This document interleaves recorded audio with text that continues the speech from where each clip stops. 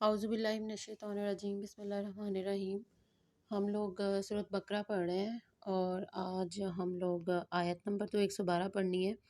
لیکن آیت نمبر 111 سے میں اس کو تھوڑا سا ریوائز کر دیتی ہوں۔ سورۃ بقرہ میں ہم لوگوں نے بات کی تھی کہ سورۃ بقرہ جو ہے یہ مدنی سورہ ہے اور اس میں اللہ تعالیٰ نے جو ہے وہ سب سے زیادہ اگر دیکھا جائے تو خطاب جو ہے ویسے تو اس کا رخ بدلتا ہی رہتا ہے، لیکن زیادہ جو خطاب کیا گیا ہے وہ بنی اسرائیل سے کیا گیا۔ تو یہاں پہ بھی جو آیات زیر بحث ہیں یہاں پہ بھی بنی اسرائیل ہی سے خطاب کیا جا رہا ہے۔ تو یہاں پہ آیت نمبر 111 میں ہم دیکھ لیتے ہیں، اللہ تعالیٰ فرما رہے ہیں وقالو، اور وہ یہ کہتے ہیں لن يدخل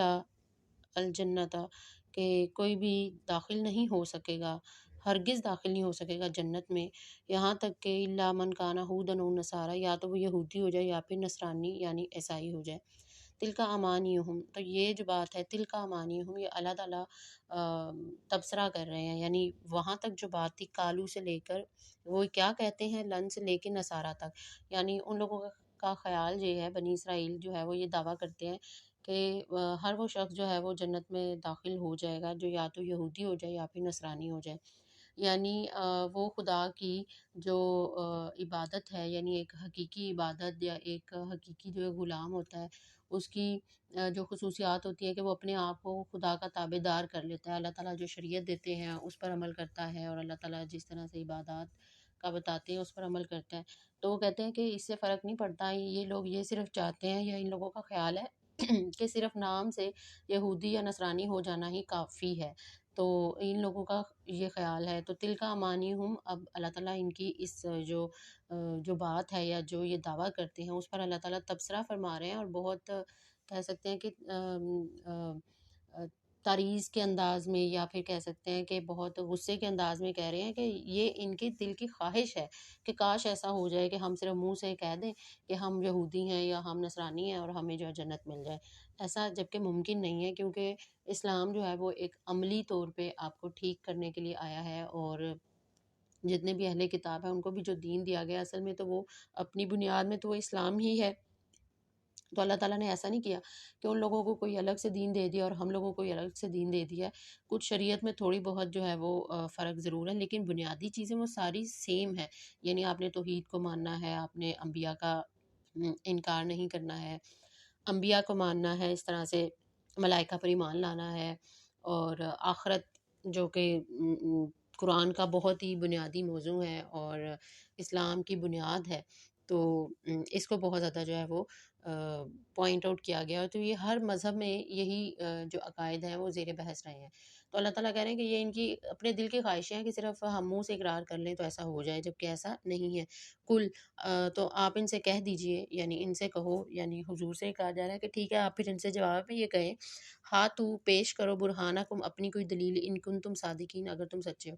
تو ان سے کہو کہ جاؤ پھر اپنی کتاب سے نا، کیونکہ وہ تو یہی کہتے تھے نا کہ ہمارے پاس کتاب ہے، تو اللہ تعالیٰ کہہ رہے ہیں کہ ان سے کہو کہ جاؤ اور اپنی کتاب کے اندر سے کوئی اس کی دلیل لے کر آؤ، کوئی ایسی بات لے کر آؤ جس میں ہم نے یہ کہا ہو کہ بس تم منہ سے زبانی کلامی جو ہے نا وہ نصرانی ہو جاؤ یا یہودی ہو جاؤ تو تمہیں جو ہے وہ جنت کا پروانہ مل جائے گا، جبکہ ایسا نہیں ہے۔ اللہ تعالیٰ نے ہر قوم کی جو ہے وہ آزمائش کی ہے، اور جب وہ اپنی آزمائش پہ پورا اتری ہے تب ہی اسے جو ہے وہ ایک اللہ کی نصرت حاصل ہوئی ہے۔ اس طرح سے ہر انسان بھی آزمائش سے گزر رہا ہے، ہر انسان کے لیے آزمائش ہے، یعنی یہ دنیا جو ہے وہ امتحان گاہ ہے، امتحان کی ایک جگہ ہے۔ یہاں پہ امتحان جو ہے وہ یک طرفہ نہیں ہے بلکہ دو طرفہ ہے، یعنی ظالم اگر ظلم کر رہا ہے تو اس کا بھی امتحان ہو رہا ہے، مظلوم جو ہے اس کا کیا ریئیکشن ہے وہ بھی جو ہے اس کا بھی امتحان کیا جا رہا ہے۔ تو اللہ تعالیٰ کہتے ہیں کہ ہم نے کسی کو بھی ایسے یہ جنت بانٹ نہیں دی ہے، بلکہ اس کے لیے اپنی ایلیجبلٹی جو ہے وہ پروف کرنی پڑے گی، اپنے آپ کو ثابت کرنا پڑے گا کہ ہاں جی ہم اس کے اہل ہیں، تب ہی جو ہے کوئی بھی جنت میں داخل ہو سکتا ہے۔ ایسا نہیں ہو سکتا کہ کسی کے عمل کا ثواب اتنا زیادہ ہو جائے کہ ایک دوسرے انسان کے جو اپنے اعمال ہیں اس کی ویلیو ہی نہ رہے اور وہ صرف اس کی ثواب کی وجہ سے وہ جنت میں داخل ہو جائے، جیسا کہ ہمارے یہاں یہ خیال کیا جاتا ہے کہ اگر ایک بچہ جو ہے وہ حافظ قرآن ہے تو وہ 7 لوگوں کو جنت میں لے جائے گا، تو ایسا تو ہو سکتا ہے کہ اس کے حفظ کرنے کی وجہ سے ظاہر ہے اس کے ماں باپ نے محنت کی ہوگی، اس کو اساتذہ نے محنت کی ہوگی، تو جن لوگوں نے محنت کی ہے ان کے درجات میں اضافہ ہو جائے، لیکن جنت میں صرف اس کے حفظ کرنے کی وجہ سے وہ چلے جائیں گے ایسا نہیں ہو سکتا، بلکہ جنت کے اندر داخل ہونے کے لیے، اس میں پاؤں رکھنے کے لیے سب کو اپنی جو ہے ایک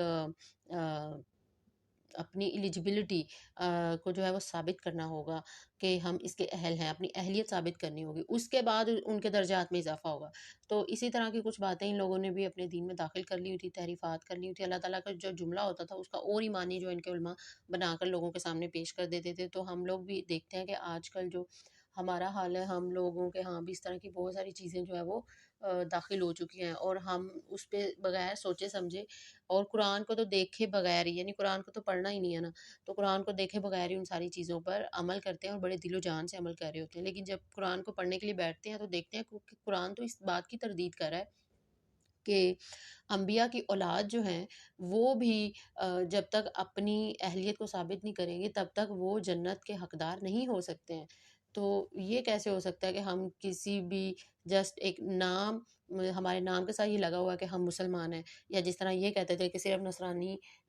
ہو جاؤ یا صرف یہودی ہو جاؤ، یعنی صرف ہمارے دین میں داخل ہو جاؤ، باقی جو بھی یہ تحریفات ہیں یا جو بھی چیزیں ہیں ہم نے کر لی ہیں اس کو فالو کر لو، یا اپنی فطرت کی طرف واپس نہ پلٹو، تو بس تم جو ہے نا وہ جنت میں چلے جاؤ گے۔ تو اس طرح کا کوئی بھی وعدہ اللہ تعالیٰ نے نہیں کیا ہوا، نہ قرآن میں کیا ہے، نہ ہی اس سے پہلی کتابوں میں کیا ہے۔ تو اللہ تعالیٰ یہ کہہ رہے ہیں کہ ان سے کہو کہ جاؤ پھر کوئی دلیل لے کر آؤ، اگر تم سچے ہو۔ ظاہر سی بات ہے جب بھی کوئی انسان کوئی دعویٰ کرتا ہے تو اس کی پھر اسے کوئی نہ کوئی دلیل بھی دینی پڑتی ہے، اسے کوئی نہ کوئی اس کو ثبوت جو ہے وہ فراہم کرنے پڑتے ہیں۔ تو اللہ تعالیٰ نے بھی یہ کہا کہ جاؤ پھر ان سے کہو کہ اگر تم اپنی بات میں سچے ہو نا تو اپنی کتابوں سے ہی ایسی کوئی دلیل اٹھا کر لاؤ۔ ظاہر سی بات ہے اگر وہ لے کر آتے تو اللہ تعالیٰ اس کا بھی پوسٹ مارٹم کر دیتے، اور اللہ تعالیٰ نے تو ویسے ہی بہت زیادہ جو ہے یعنی کہ ان کے عقائد میں جو بھی خرابیاں تھیں ان پہ بات کی ہے، اور ان کو بار بار توجہ دلائی ہے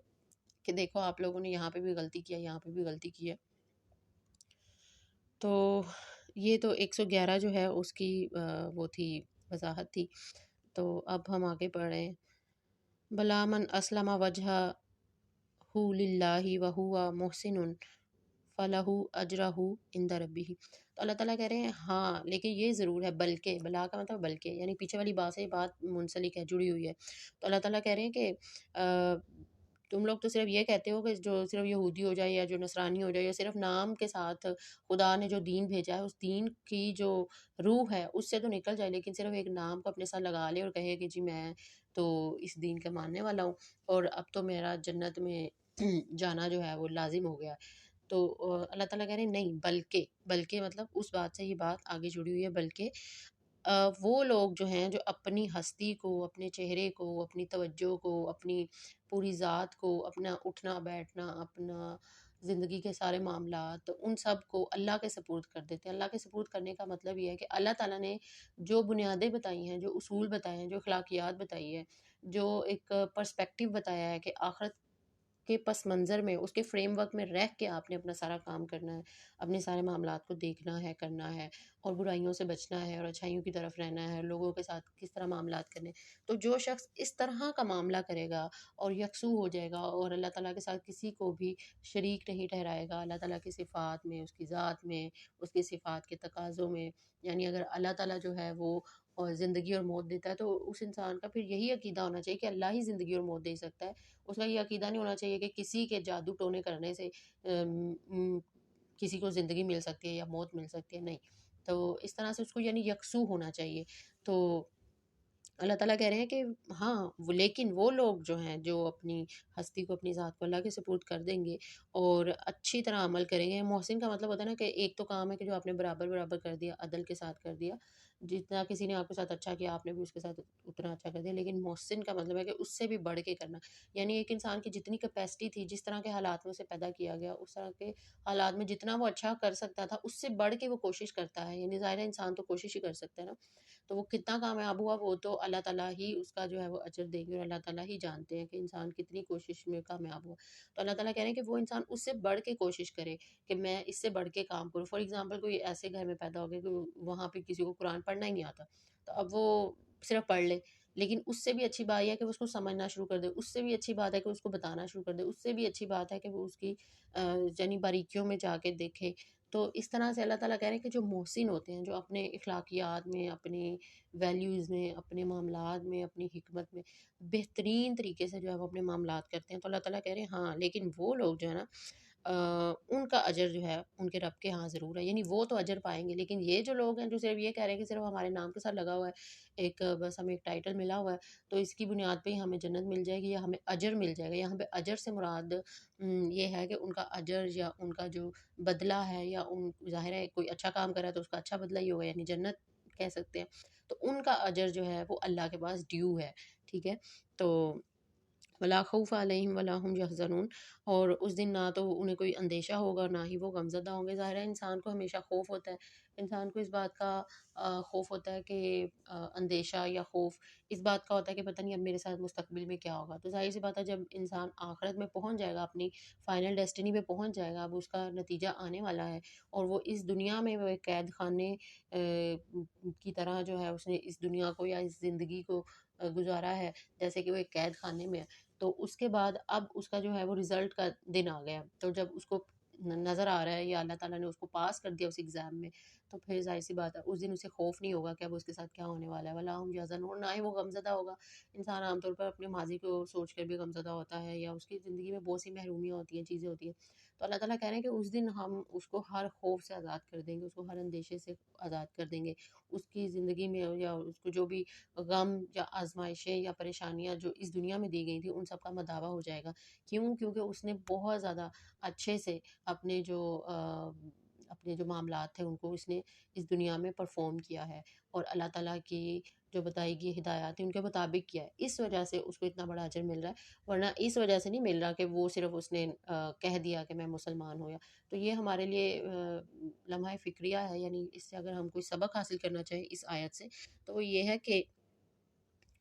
جیسے کہ ایک میں نے یہ بات بتائی کہ کوئی کسی کو کسی دوسرے کی نیکی کا اجر اتنا نہیں مل جائے گا کہ اس کے اپنے اعمال جیسے بھی ہوں وہ بس اس کی بخشش ہو جائے گی، ایسا نہیں ہو سکتا، تو ہر انسان کو اپنے اعمال کی درستگی جو ہے وہ کرنی چاہیے، اور دوسرا یہ کہ اپنے جو معاملات ہیں ان کو بہتر سے بہتر طریقے، جہاں پہ جتنی جگہ میں جو آپ کو اسپیس ملی ہے اس کے اندر مزید گنجائش پیدا کریں، مزید اس میں دیکھیں کہ اچھا میں اس کام کو مزید اچھے طریقے سے کر سکتی ہوں یا کر سکتا ہوں، میں مزید اس میں کوئی تحقیق کر سکتا ہوں، مزید اس کو اچھا کر سکتا ہوں، تاکہ یعنی کہ جتنی میری کیپیسٹی ہے میں اس کو کروں، ٹھیک ہے۔ تو ایک یہ چیز جو ہے یہ بھی ہم اس سے جو ہے وہ اخذ کر سکتے ہیں یہ دو آیات سے۔ آج کا لیکچر ہمارا یہیں تک تھا،